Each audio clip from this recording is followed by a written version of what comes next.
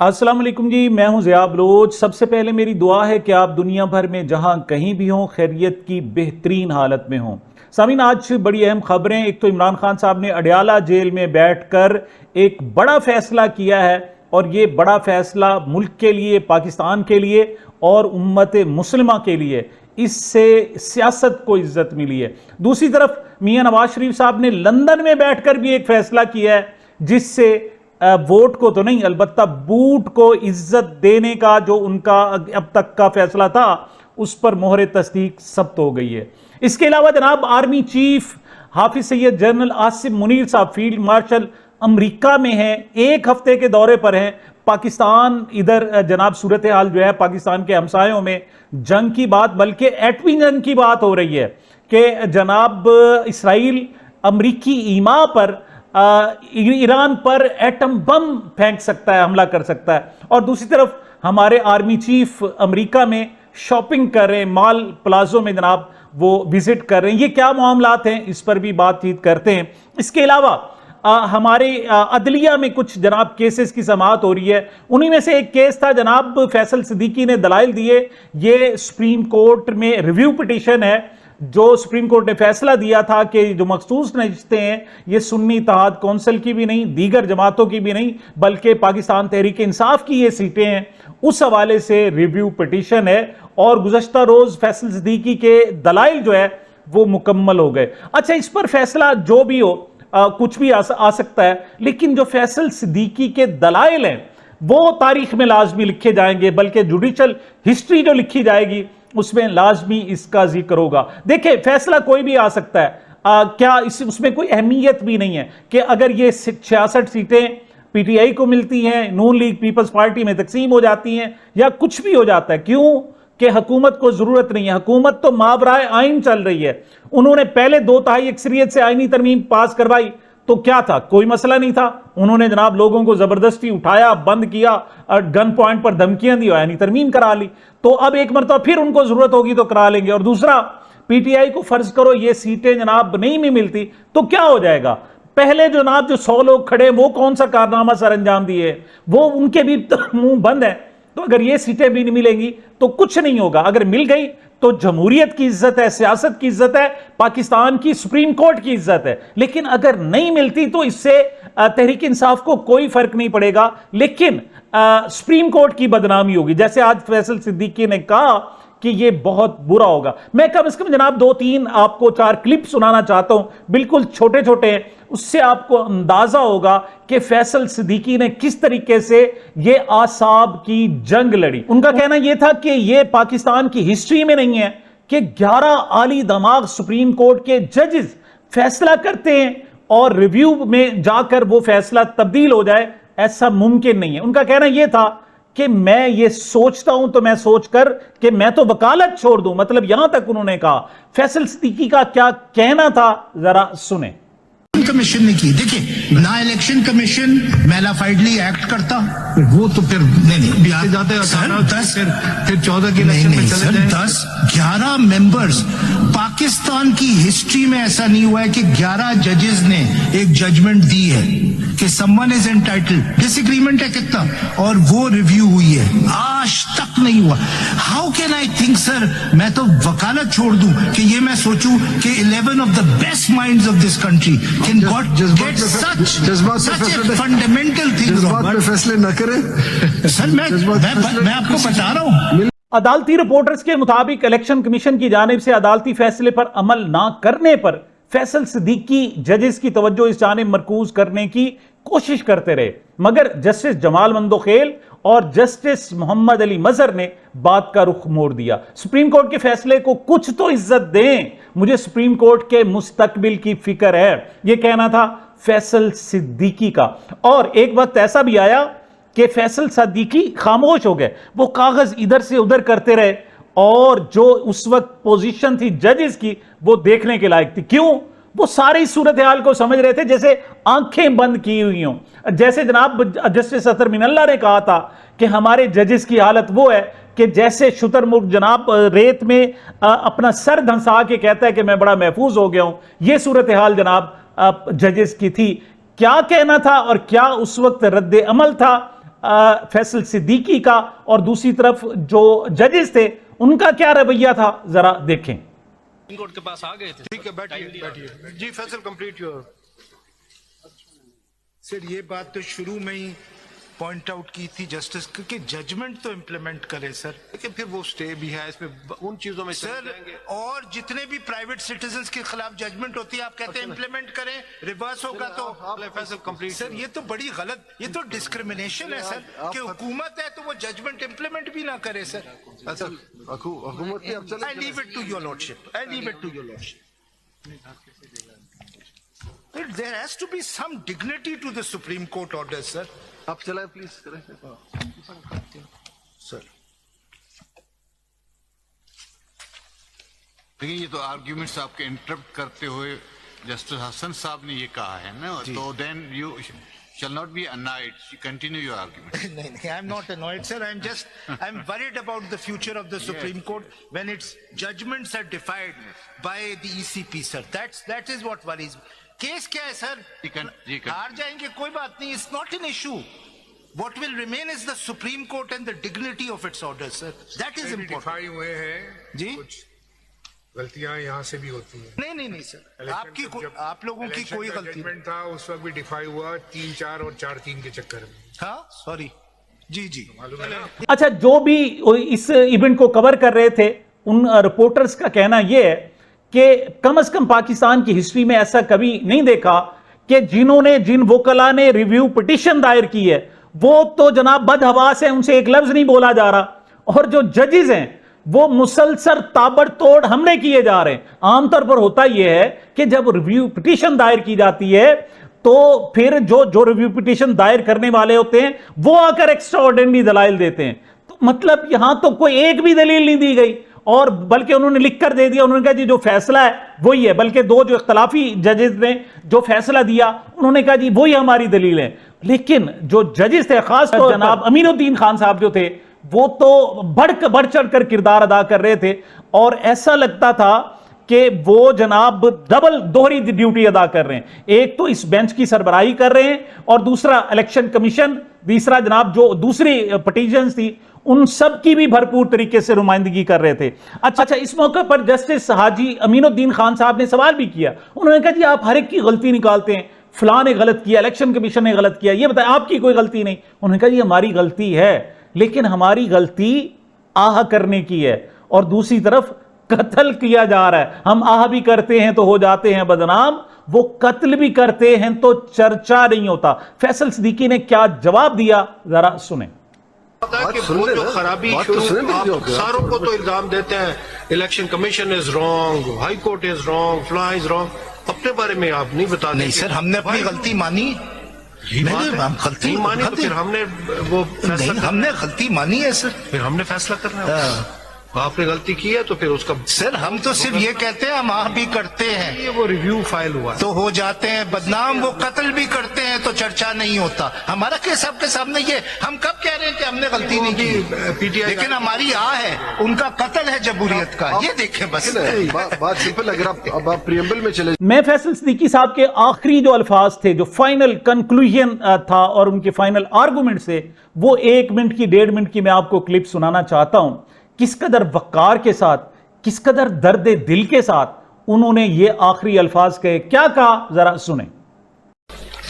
If your lordships are of the view that this litigation has to be looked at through the lens of an ordinary litigation and it is not about complete justice, then your lordships should allow the review.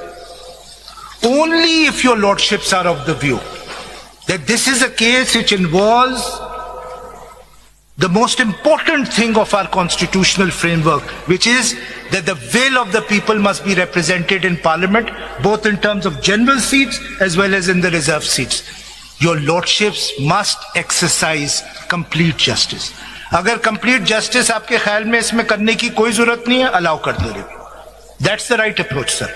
It is only when your lordships are convinced about complete justice that your lordship will see we will not let the will of the people of Pakistan be defeated by technicalities and by a mala fide election commission. Absolutely mala fide. ये मैं नहीं कह रहा हूं sir, आपकी judgement कह रही है, 11 लोग कह रहे हैं sir, including the current chief justice, that their actions have been nothing short of stealing the election. I am very grateful to your lordship for a very patient. Thank you. अच्छा, justice Jamal Mandokhel ने एक मौके पर बड़े remarks भी दिए। उनका कहना यह था कि बलूचिस्तान में दो फरीकैन के दरमियान झगड़ा होता था तो जमीन सरकार की निकलती थी, सरकार हमारे सामने ना भी हो तो जमीन हम सरकार को देते थे क्योंकि उसकी मलकियत है। यही सूरत हाल कि पीटीआई अगर नहीं भी आई लेकिन फिर भी ये उनकी सीटें हैं, उनका हक बनता है और उन्हें हर सूरत मिलनी चाहिए। मतलब ये उनका एक मौक़िफ़ तो था लेकिन लाज़मी नहीं है इस मौक़िफ़ से जो फाइनल फैसला है उसमें भी इससे इत्तफाक किया जाए। मैं जनाब थोड़ा सा आपको लाहौर लिए चलता हूं। इमरान खान की 8 मुकदमात में जमानत के हवाले से दलाइल दिए गए। अच्छा, मंगल को वहां लाहौर हाई कोर्ट में भी पेशी थी और दूसरा मंगल को इमरान खान की बहनों ने अपने भाई से मुलाकात के लिए अडियाला जेल में भी जाना होता था। गुज़श्ता कई हफ्तों से चूंकि अलीमा खान साहिबा को नहीं जाने दिया जाता, उनकी बहन अज़मा खान और नौरीन खानम साहिबा, उनको सिर्फ जाने दिया जाता है, तो इस मरतबा अलीमा खान ने लाहौर जाने का इंतखाब किया, वो इस्लामाबाद नहीं गई। उन्होंने वहां पर इस हवाले से क्या गुफ्तगू की, जरा सुने। 9 मई की केसेस में उसमें इमरान खान को बेल हो चुकी है, 8 रह गए या आखिरी 8 रह गए हैं। 8 महीने के बाद ये सुन रहे हैं और इतने जबरदस्त जो सलमान सफदर ने दलाल पेश किए हैं। हम उम्मीद करते हैं कि 26 तरमीम के बावजूद हमारे जज हिम्मत करेंगे और इंसाफ देंगे, क्योंकि जो गवाही दी गई है वो इतना बड़ा मजाक था कि मैं कहती हूँ कि जज साहब को भी समझ आ रही थी।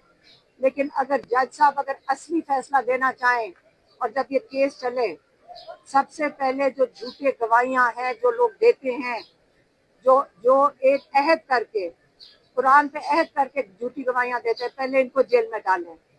दूसरी तरफ जनाब अडियाला जेल के बाहर नौरीन खान न्याजी जब मुलाकात के लिए पहुंची तो उन्हें हस्बे मामूल नाके पर रोक लिया गया और वो धूप में काफी देर खड़ी रही और उनका कहना यह था कि हम एहतजाज नहीं करते लेकिन हम खड़े हैं। बाद में उन्होंने ये भी कहा कि नरम रवैया खत्म, अब अपने रवैये में हम सख्ती लाएंगे, इमरान खान को आइसोलेशन में नहीं छोड़ सकते, मुमकिन है हम सब आएं और अडियाला के बाहर बैठ जाएं।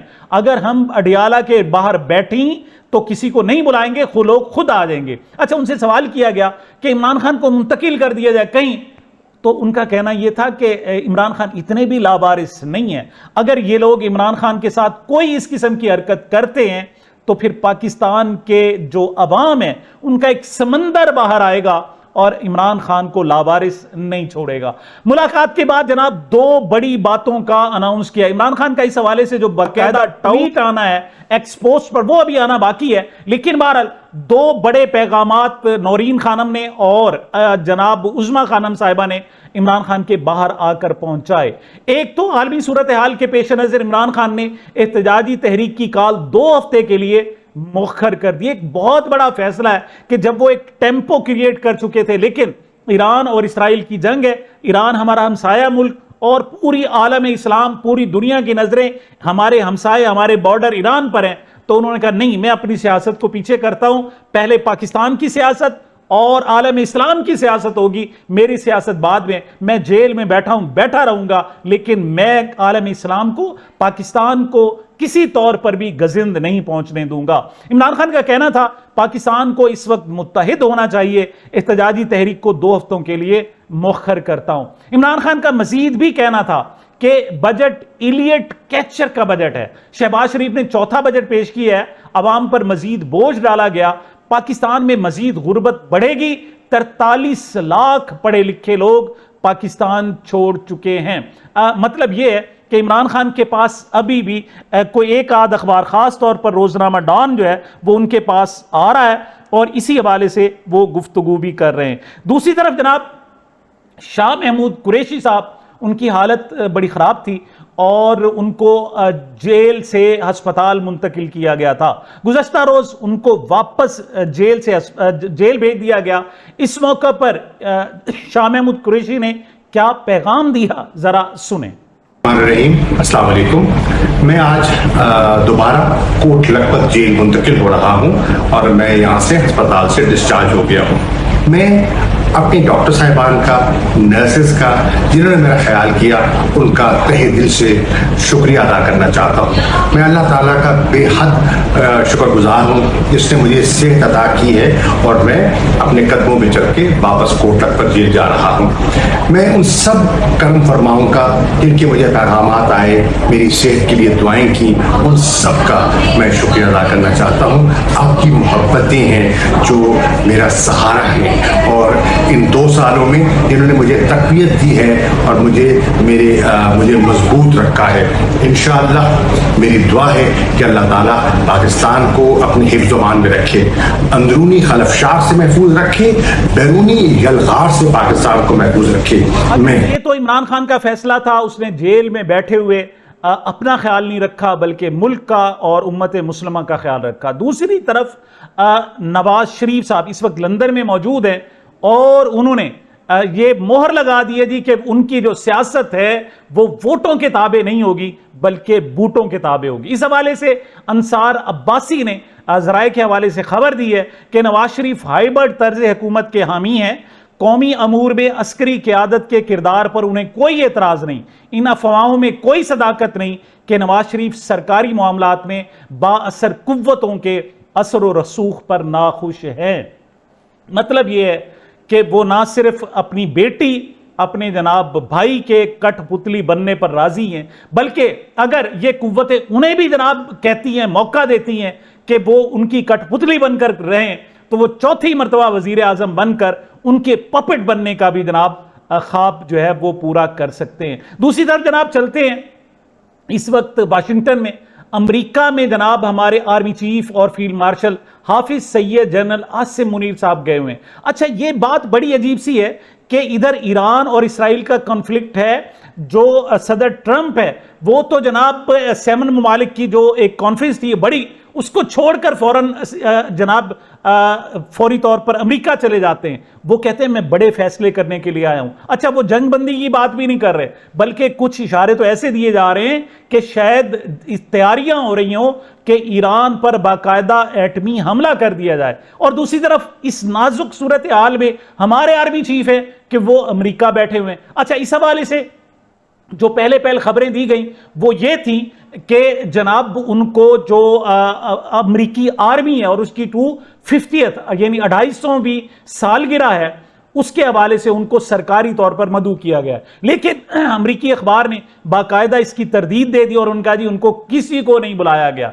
अब जब ये सूरत हाल थी तो ISPR फिर खामोश हो गई और अब जब तनकीद बढ़ी है तो अब जनाब उन्होंने कहा जी कि वो पाकिस्तानी कम्युनिटी से वहां खिताब कर रहे हैं। मतलब अजीब सी सूरत हाल है। इस नाजुक वक्त में वो जनाब वहां जाकर चंद पाकिस्तानियों को, और उनमें जनाब साजिद तारड़ है और चंद लोग और हैं, यानी ज्यादातर उनमें मुस्लिम लीग नून के ओहदेदार हैं, उनसे जनाब वो खिताब कर रहे हैं इस नाजुक सूरत हाल में। और उसके बाद वो जनाब शॉपिंग करते हुए भी पाए गए एक माल प्लाजा में। उसकी वजह यह थी कि वो जहां भी जाते थे पाकिस्तान के जो ओवरसीज डायस्पोरा है वो उनके खिलाफ नारे लगाते थे।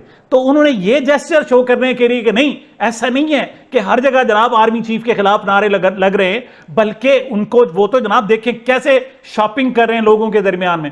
लेकिन वहां भी सूरत हाल ये थी कि पहले इस बात को देखा गया कि वहां कोई पाकिस्तानी फैमिली ना हो और फिर चंद सेकंड का जनाब ये शॉट वहां बनाया गया। लेकिन सवाल वही पैदा होता है कि फर्स्ट पाकिस्तान फर्स्ट का वो मैसेज कहां गया और वो वहां पर क्या कर रहे हैं। उन्हें पाकिस्तान में होना चाहिए था, पाकिस्तान बारे बड़े बड़े फैसले हो रहे हैं, यहां होना चाहिए था वो अमेरिका में क्या करें। और ऐसी सूरत में उनका सरकारी जो दौरा है उससे भी डिनाई किया जा रहा है। और फिर वो ओवरसीज पाकिस्तानी, मतलब 400 लोगों को बुलाया गया, जो खबर दी है कि जनाब 400 लोगों को बुलाया गया था और उनसे उन्होंने खिताब किया। पहली बात तो ये 400 नजर नहीं आ रहे थे, तो क्या ये भी उसी तरीके से बुलाए गए जैसे इस्लामाबाद में बुलाए गए थे कि हर एक को $3000 जनाब दिए गए किराए के कि आप आ जाओ। और उसमें जनाब जो कार वाशर था वो भी आ गया, उसने कहा 10 अरब रुपए जनाब मैं यूं फेंकूंगा, 1000 अरब रुपए इस तरह जनाब पाकिस्तान में ले आऊंगा। मतलब इस किस्म की सूरत हाल, ये ओवरऑल